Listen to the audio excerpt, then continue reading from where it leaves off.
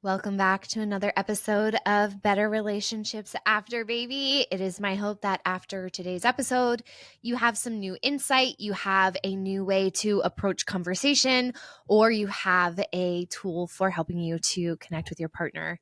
And this episode is inspired by a conversation that I had with my husband this weekend, where we were recounting the days that were laden with mom rage.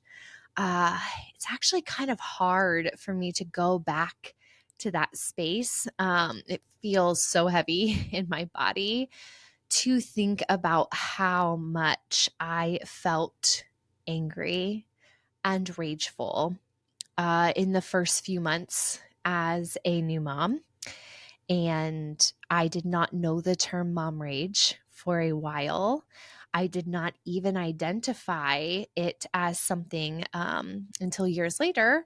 And now I see and hear similar experiences with a lot of my clients. And I want to be tender with this topic, but I also just want to share personally what this was like for me and where I have done the work over the last 8 years to better identify what was happening in me and where this came from. So, luckily, I think, fortunately, the idea of mom rage has gotten a lot more attention now than it did 8 years ago when I first became a mom. There are articles about it. You are seeing it on social media. And, I'm not even today going to go into the science of it, although I think it is important for people to be informed about how your hormones fluctuate and what is going on internally, and to also really consider what is going on in your life externally during the season of postpartum and early parenthood that can impact that. Um, Anger, in many cases of scientific consideration, is can be considered a secondary emotion. And this is because it usually arises as a response to a deeper primary emotion, which is more instinctual, more immediate. And the secondary, like anger, is shaped by our interpretation, our experience, our social conditioning. And so I've gotten really curious about where did my mom rage come from? And I'll tell you a little bit about what that looked like. I was not hurting anyone. I was not hurting myself, but I yelled a lot. I got so flustered that I felt like I was on the verge of a panic attack a lot.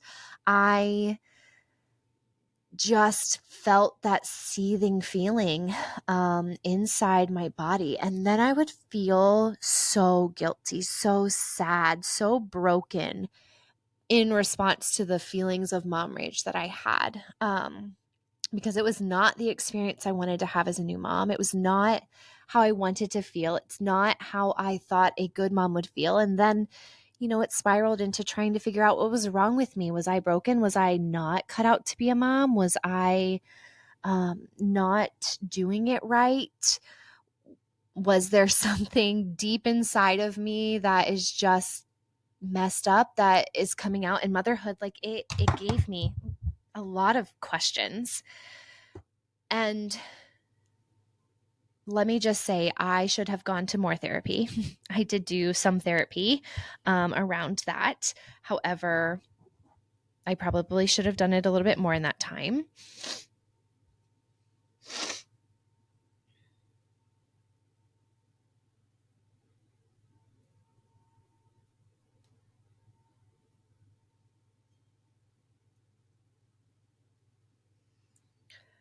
But as I've reflected on that, and the ups and downs and hills and valleys that we experienced in those first couple of years, I started to realize through my own inner work and healing and work with, people supporting me in my life, I realized that it wasn't anger so much as it was fear and sadness. There are, a number of primary emotions that can lead to anger and that I think are, often in association with the feeling of mom rage. But for me, it was fear and sadness. And I want to tell you a little bit more about what that looked like and felt like. As a new mom, I had a lot of fear about not doing not doing it well enough, not giving my child the emotional foundation and just life foundation that they needed to succeed, not being present enough, not being organized enough, not being disciplined enough, not, all of these things that we feel like we need to be. There was just fear of not being enough for my child.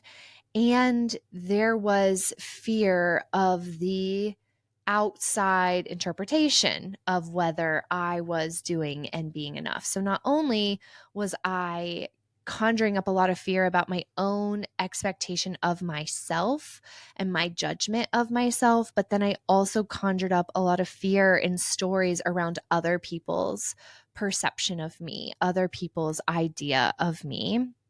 And the other aspect of that is I realized I had a lot of fear about things being so out of my control.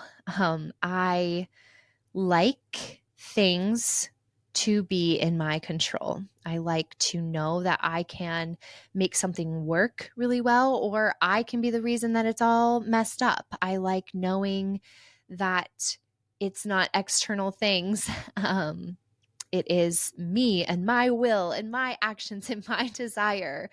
My very basic human self wants that to be true. My brain, my spirit knows that that is not true. It's not how we live life. But at that very primal level, like that is what I have wanted. And motherhood made me feel so out of control. And there was so much fear for me in reaction to that, in reaction to not being in charge of life and life's outcomes. And that now being impacting another human's life, this tiny baby that my heart literally like fell out of my chest into the lap of this child. Like I just was so obsessed and had so much fear of it being so out of my control, the world, the world being out of my control. And the other thing that I realized really impacted my mom rage was sadness. I wanted my baby. I was so excited to be a mom and to start our family. And I leaned into that so much that I didn't give myself permission early on to also feel grief simultaneously, to grieve the very natural parts of life changing so much. I don't know if you've ever had a big like emotional crash after something really good and it feels complicated. There's a whole other, I have an episode on the upper limit and how that impacts our relationship that kind of goes in tandem here. But I think we can get so into something that we don't make space for the very like natural process of grief that needs to happen even for good things. For example, I cried on my honeymoon and I loved my husband. I was so happy to be married to him, but I also in that moment felt the grief of all the ways that my life wasn't going to be what I had known it to be. Things had changed. I had made a decision for things to be different in my life.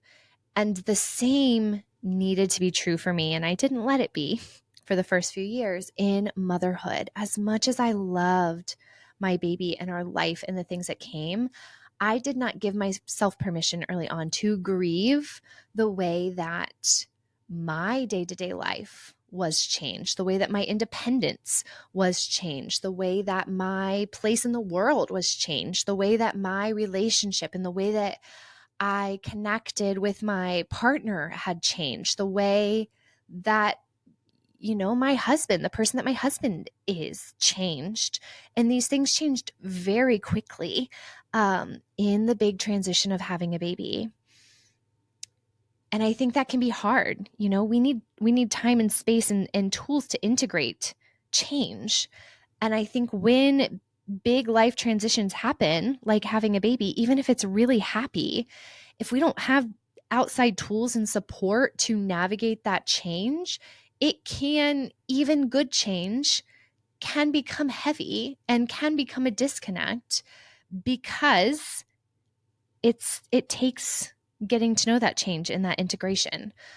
Someone asked me, why I love working with early, people in early parenthood, those first couple of years so much. And it's because I think that it can change everything. It can be the lifeline in your relationship.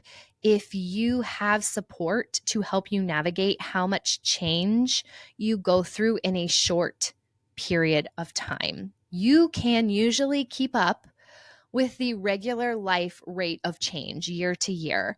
But big things in your life, like having your first baby, they rock you to your core. And it, I think, is necessary to have some support in that. And so I was having a lot of sadness because I did not grieve the way that our relationship in my life had changed. And those are the things that I think led to the mom rage. Not that I was mad that my husband loaded the dishwasher incorrectly, but that I felt so out of control. I was so fearful of doing things wrong. And I was so sad about how life had changed and I hadn't acknowledged that. Mom rage was not at all for me about being upset at my baby or at my partner. It was about me being off course, confused, and feeling like all the kind of structures I had built to support myself were really rocked and changed all at once. And so much was out of my control. And that manifested for me as fear and as mom rage. This is a topic that comes up a lot in private conversations with moms and women. And so I hope that just, this episode gives you something to know that you're not alone if you're having these feelings and helps you to peel back some layers, spend some time with yourself asking, like, what does this rage, what does this anger represent? And what are my unmet needs that I can address so that I don't have that fear or sadness or guilt or shame, and it doesn't manifest as rage or anger. And if you need, if you are in that space where you're about to have a baby or you've had a baby in the last couple of years and you recognize that things have shifted and changed, please let me help you. Let me help you walk through this and have some support to kind of expedite, put legs on, create a security blanket around how you navigate these changes and stay together on the same team as you do that, because it's a lot at once. And if you have the ability to get that support and have someone help you carry it, it's silly not to do that. And I hope that I can be that space for you. Thank you for being part of this community, for showing up. I'm sending you lots of love this week, and reach out to me on Instagram or TikTok or in the comments, or better yet, leave a review, because I have a goal of growing this podcast this year. And I need you to help do that by leaving reviews and sharing in mom groups and replying to Reddit threads with episodes that answer people's questions. We need each other, and I'm so glad that we're on the same team here.